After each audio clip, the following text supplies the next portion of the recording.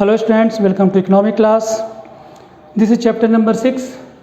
Chapter name is banking, video number 19.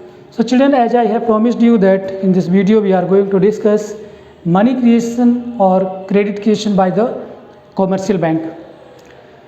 So children, commercial bank receive deposit from public and use these deposit to give loans. However, loans offered are many times more than the deposits received by banks. This function a bank is known as money creation. Children, this is very important function performed by the commercial bank in the economy, right? So what happens in the functions as I have read it? Children, bank receives commercial bank receives deposit from the public and the same amount give loan to the public, right? कि जितना demand deposit वो public से receive करता है उसी को वो loan की तरह देता है, लेकिन जो लोन की तरह देता है चिल्ड्रन उसी को हम क्रेडिट क्रिएशन कहते हैं. लेकिन होता क्या है कि अगर बैंक को 1000 का लोन मिला हुआ है तो वो उस 1000 को 5000 कन्वर्ट कर देता है, ठीक है. इसी को कहते हैं क्रेडिट क्रिएशन. या हम ये कहें कि बैंक जितना डिमांड डिपॉजिट की तरह जो अमाउंट रिसीव करता है उससे कई गुना ज़्यादा वो लोन दे देता है. इसी को हम क्रेडिट क्रिएशन कहते हैं चिल्ड्रन. और यही बैंक की यहीं से अर्निंग भी आती है. हमने आपको पिछले चैप्टर में बताया भी था, पिछले वीडियो में, कि किस तरीके से जब बैंक हमारे डिपॉजिट को एक्सेप्ट करता है तो उसमें लोन 3 या 4% के देता है, लेकिन जब वही अमाउंट हमें एज ए लोन देता है तो उस पर वो हमसे ज़्यादा इंटरेस्ट चार्ज करता है. तो मनी क्रिएशन चिल्ड्रन एक प्रोसेस है जिस प्रोसेस के through commercial bank credit creation करते हैं. ये क्रेडिट क्रिएशन का जो प्रोसेस है कुछ ऐसा है कि हम अपने जो भी अमाउंट बैंक में डिपॉजिट करते हैं बैंक उसी अमाउंट को एज ए लोन देता है, लेकिन जो लोन बैंक देता है वो कई गुना ज़्यादा है उस अमाउंट से जो अमाउंट वो as a initial deposit receive करता है. यानी जो अमाउंट वो रिसीव करता है, जो इनिशियल डिपॉजिट होता है, लोन उसका कई गुना ज़्यादा होता है, ठीक है. इसको हम कैपिटल के से रिप्रेजेंट करते हैं. इस प्रोसेस को समझने के लिए चिल्ड्रन कुछ इम्पॉर्टेंट पॉइंट्स हैं जो हम स्टडी कर लेते हैं कि जो कॉमर्शियल बैंक की क्रेडिट क्रिएशन की जो कैपेसिटी है कि वो इनिशियल डिपॉजिट का कितना गुना ज़्यादा वो क्रेडिट क्रिएशन कर पाएगा, वो किस पर डिपेंड करता है children. So you can see here I have written on the board the capacity of commercial banks to create credit depends on 2 factors, ठीक है. कि कॉमर्शियल बैंक क्रेडिट क्रिएशन कितना कर पाएगा ये 2 फैक्टर पर डिपेंड करता है. First is initial fresh deposit जिसको हम प्राइमरी डिपॉजिट भी कहते हैं, और दूसरा है लीगल रिजर्व रेशियो, ठीक है. ये मैं आपको एक एग्जांपल के थ्रू समझाता हूँ कि अगर ये हैं मिस्टर एक्स और इन्होंने एसबीआई के पास गए और एसबीआई में इन्होंने ₹1000 डिपॉजिट कर दिया, ठीक है ना. तो बैंक के पास स्टेट बैंक ऑफ इंडिया के पास 1000 आ गए. अब स्टेट बैंक ऑफ इंडिया इस 1000 का क्या करेगा कि इसमें से 200 रुपीज़ वो एज LRR रख लेगा, बाकी का जो 800 है वो एज अ लोन दे देगा. तो इस 1000 को हम कहते हैं चिल्ड्रन इनिशियल डिपॉजिट. ये जो है इनिशियल डिपॉजिट है.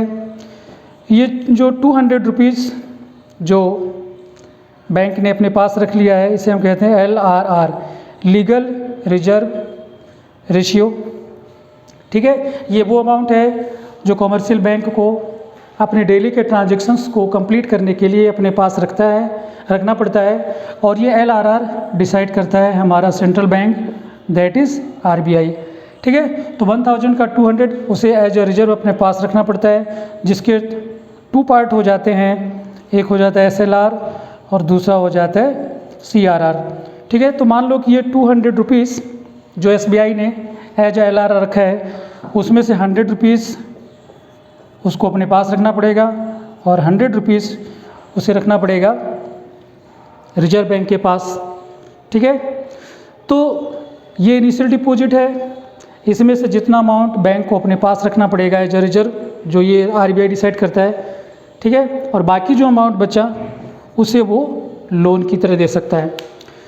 तो वही ये पॉइंट है children, the capacity of commercial banks to create credit depends on 2 factors. First initial fresh deposit, ये जो 1000 आप देख रहे हैं this is initial fresh deposit, right. Next is legal reserve requirement. Legal reserve requirement वो amount होता है total deposit का जो कॉमर्शियल बैंक को एज ए रिजर्व रखना पड़ता है। तो चिल्ड्रन जो मैंने यहाँ पर 1000 लिखा है, तो ये वो सारा इनिशियल फ्रेश डिपॉजिट है जो कॉमर्शियल बैंक रिसीव करता है। यहाँ पर मैंने एक छोटा सा एग्जाम्पल आपको दिखाया है। Total money creation, children money creation या क्रेडिट क्रिएशन को हम इकोनॉमिक्स में कैसे रिप्रेजेंट करते हैं, तो ये आपने देखा कि ये 2 बातों पर डिपेंड करता है। एक तो होता है इनिशियल फ्रेश डिपॉजिट और दूसरा होता है लीगल रिजर्व रेशियो। तो हम ये पता लगा, अगर हमें इन दोनों में से ये 2 चीज़ें हमें पता हो, कौन कौन सी, एक तो हमें इनिशियल फ्रेश डिपॉजिट पता हो और दूसरा हमें पता हो कि लीगल रिजर्व रिक्वायरमेंट, तो हम ये पता लगा सकते हैं कि कॉमर्शियल बैंक को अगर एक पर्टिकुलर अमाउंट रिसीव हुआ तो वो उससे कितना क्रेडिट क्रिएट मनी क्रिएशन कर पाएगा। तो अगर हम यहाँ पर मान लो यहाँ पर अज्यूम कर लेते हैं कि जो इनिशियल डिपॉजिट है वो 1000 है और LRR है 20%, ठीक है। तो क्रेडिट क्रिएशन कितना हो जाएगा, K equal to initial deposit upon 1 initial deposit into 1 upon LRR। तो हम यहाँ पर इसको कैलकुलेट कर सकते हैं। इनिशियल डिपॉजिट हमारा 1000 चिल्ड्रन, 1000 आप यहाँ लिख लीजिए, इंटू 1 अपॉन LRR। LRR हमारा 20% है चिल्ड्रन, ठीक है ना। तो ये हो जाएगा 1000 और चिल्ड्रन यहाँ से ये परसेंट हटेगा तो यहाँ पे 100 हो जाएगा, नीचे हो जाएगा 25 जा ये तो चिल्ड्रन सॉरी ये 1000 ही रहेगा, 25 जा 100, ठीक है। और 5 से 1000 को मल्टीप्लाई करेंगे तो 5000 रुपीज़ हो जाएगा। इसका मतलब ये है कि अगर कॉमर्शियल बैंक को इनिशियल डिपॉजिट 1000 का मिला है और LRR 20% है, तो बैंक क्रेडिट क्रिएशन कितना कर पाएगा, 5000 रुपीज़ का। वो 1000 को 5000 बना देगा, 5000 में 1000 और उसका कुछ इंटरेस्ट वो कंज्यूमर को दे देगा, बाकी जो 3000 और समथिंग बचा है वो बैंक की अपनी इनकम होगी, ठीक है ना। तो वही क्रेडिट क्रिएशन होता है कि 1000 से वो 5000 कन्वर्ट कर देता है। तो चिल्ड्रन आई होप कि ये आपको समझ में आ गया होगा। अब हम इसको एक एग्जाम्पल के थ्रू समझेंगे। इसको मैं रेज कर देता हूँ।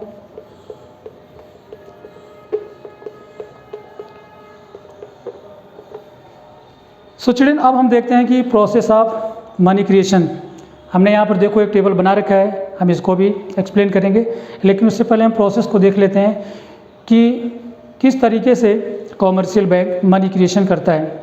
तो चिल्ड्रन ये प्रोसेस समझने से पहले हमारे पास कुछ अजम्पशंस हैं, पहले हम उसके बारे में बात कर लेते हैं। First assumptions is entire commercial banking is 1 unit. हम ये मान लेते हैं चिल्ड्रन कि जितने भी हमारे इकोनॉमी में बैंक हैं वो सारे एक ही यूनिट हैं।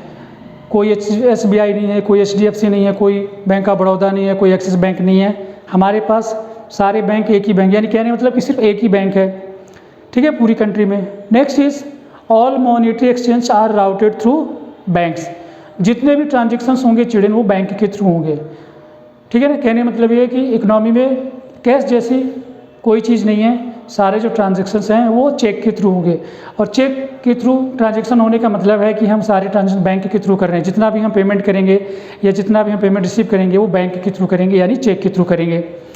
नेक्स्ट है children initial deposit in a bank is ₹1000। मैं ये मान लेता हूँ, यहाँ पे अज्यूम कर लेते हैं कि जो बैंक है वो उसको इनिशियल डिपॉजिट 1000 का रिसीव करता है। वो मतलब उनका टोटल जो डिपॉजिट है जो इनिशियली वो रिसीव कर रहे हैं वो 1000 है, और RBI के थ्रू LRR को फिक्स कर दिया है वो है 20%। ठीक चिल्ड्रन, अब हम इस प्रोसेस को समझते हैं। तो इस टेबल में 1 2 3 4 कॉलम्स हैं। ठीक है। फर्स्ट कॉलम में राउंड ऑफ ट्रांजेक्शन्स कि कितने आप ट्रांजेक्शन्स होंगे, कितने राउंड के ट्रांजेक्शन में डिपॉजिट है, ये इनिशियल डिपॉजिट होगा चिल्ड्रन, यहाँ पर LRR है और ये लोन है। तो हम ये मान लेते हैं कि बैंक को ये फर्स्ट राउंड है, फर्स्ट राउंड में बैंक को इनिशियल डिपॉजिट मिला है 1000 रुपीज़ का, ठीक है। 1000 रुपीज़ में से जो LRR है वो 20% है, तो 1000 का चिल्ड्रन 20% हो जाएगा 200, तो 200 वो एज अ रिजर्व रख लेगा, ठीक है। 1000 जो उसको इनिशियल डिपॉजिट मिलेगा उसमें से 200 as a LRR legal reserve ratio वो अपने पास रख लेगा, और 800 चिल्ड्रन वो लोन दे देगा। यहाँ पर बैंक की बात, कोई भी कॉमर्शियल आप बैंक मान सकते हो। तो हमने कहा कि यहाँ पर सारे जो बैंकिंग सिस्टम है 1 यूनिट है, तो जो बैंक है, बैंक को इनिशियल डिपॉजिट मिला 1000 का, 1000 में से बैंक ने क्या किया कि 200 as a legal reserve requirement अपने पास रख लिया और 800 का लोन दे दिया। अब सेकेंड राउंड में चिल्ड्रन क्या होगा कि ये जो 800 रुपीज़ बैंक ने लोन दिया है तो ये किसी के अकाउंट में जाएगा, तो किसी के अकाउंट में जाएगा तो ये फिर से यहाँ पर आ जाएगा, ठीक है, ये डिपॉजिट हो जाएगा। अब ये जो डिपॉजिट यहाँ पर आया है इसका फिर 20% जो है बैंक एज अ रिजर्व अपने पास रख लेगा और बाकी का जो है वो लोन दे देगा। तो हम 800 का यहाँ पर चिल्ड्रन 20% निकाल लेते हैं, ठीक है ना। तो ये हो गया 160, यहाँ पर हम 160 लिख लेते हैं। अब 800 में से आप 160 को सपरेट कर दीजिए, 0 हो गया, 10 से 6 सपरेट किया आपने 4 हो गया, 7 से 1 सपरेट किया आपका 640 हो गया। तो चिल्ड्रन ये 640 रुपीज़ बैंक लोन दे देगा। अब बैंक ने ये जो 640 रुपीज़ लोन दिया है चिल्ड्रन, ये फिर से किसी के अकाउंट में आ जाएगा, तो 640 यहाँ पर आ जाएगा। ये हो गया हमारा थर्ड राउंड, ठीक है। अब 640 रुपीज़ का फिर से 20% as a legal reserve ratio यहाँ पे रखना पड़ेगा और बाकी जो बचेगा वो लोन दे देंगे। तो ऐसे चिल्ड्रन ये 4th राउंड और ये 5th राउंड और ये लगातार ऐसे चलता रहेगा जब तक कि ये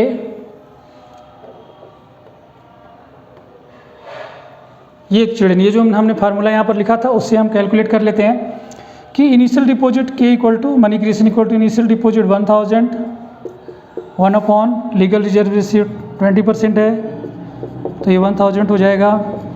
यहाँ से परसेंट हटेगा तो 100 हो जाएगा, ये 20 रहेगा, 25 जो 100, ठीक है ना।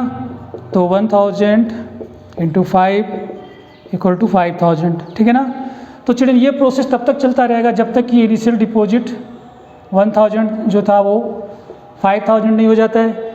इसका 5 टाइम कर लोगे ये 1000 हो जाएगा, इसका 5 टाइम कर लोगे ये हो जाएगा 4000, ठीक है।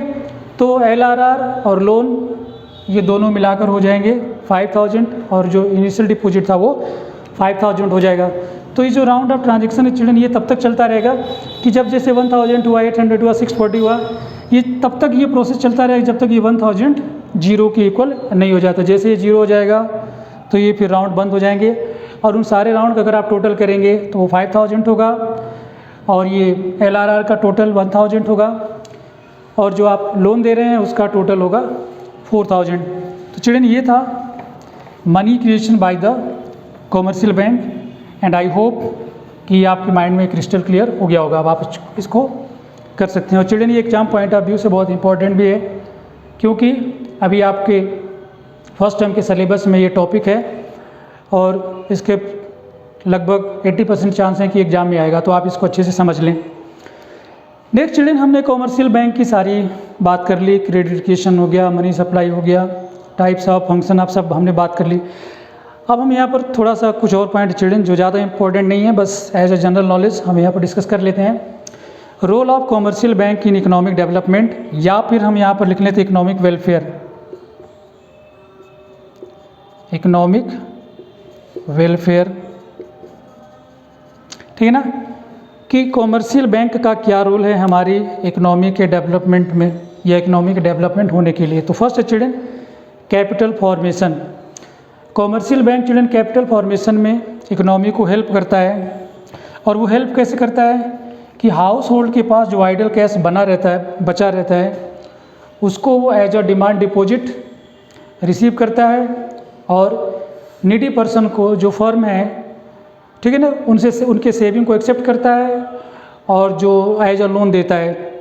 तो इससे क्या होता है कि कैपिटल फॉर्मेशन होता है कि जो लोग फर्म लगाना चाहते हैं, जिनको कोई इंडस्ट्री लगानी है, उनको पैसे की ज़रूरत है, तो हाउस होल्ड ने जो अपना अमाउंट डिपॉजिट किया था बैंक में, बैंक उसी को एज अ लोन उनको प्रोवाइड कर देती थी। इस तरीके से हमारी इकोनॉमी में कैपिटल फॉर्मेशन होता है।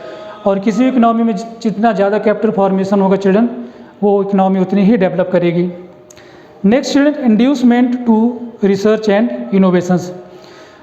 हमारी इकोनॉमी में चिल्ड्रन वो सारे लोग जो रिसर्च एंड डेवलपमेंट करना चाहते हैं, जो स्कॉलर हैं या जो एंटरप्रेन्योरशिप हैं, वो नई इंडस्ट्री लगाना चाहते हैं, नई फैक्ट्री लगाना चाहते हैं, तो बैंक उनको चीप रेट पर क्रेडिट प्रोवाइड करता है और इससे लोगों को इंड्यूसमेंट मिलता है कि वो रिसर्च कर सकें और कुछ नए नए प्रोडक्ट मार्केट में लॉन्च कर सकें, नई चीज़ें ला सकें, जिससे हमारी इकोनॉमी में डेवलपमेंट हो।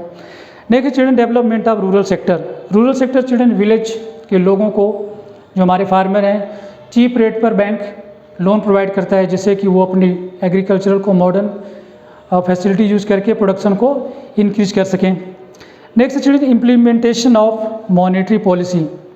आपने देखा कि पिछले वीडियो में मैंने बताया कि रिजर्व बैंक ऑफ इंडिया बहुत सारी मॉनेटरी, खैर अभी हमने डिस्कस नहीं किया, हम आगे करने वाले हैं कि reserve bank of India children economy के वेलफेयर के लिए जितनी भी मॉनेटरी पॉलिसी बनाती है, उसको सक्सेसफुली इम्प्लीमेंटेशन करने में commercial bank reserve bank of India की हेल्प करता है। एंड लास्ट पॉइंट है children employment opportunities. Children commercial bank employment opportunity को क्रिएट करने में भी हमारी इकोनॉमी बहुत हेल्प करता है, क्योंकि जो इनोवेटिव लोग होते हैं वो नई इंडस्ट्री लगाते हैं, नई फर्म लगाते हैं, प्रोडक्शन को करते हैं। प्रोडक्शन करने के लिए उनको लेबर की ज़रूरत होती है, वो लेबर को हायर करते हैं। तो इस तरीके से अनएम्प्लॉयमेंट की प्रॉब्लम हमारी इकोनॉमी में दूर होती है और एम्प्लॉयमेंट क्रिएट होता है। तो चिल्ड्रन ये था कॉमर्शियल बैंक। अब हम अगले वीडियो से आपसे सेंट्रल बैंक के बारे में बात करेंगे और वो इस चैप्टर का लास्ट पॉइंट होगा।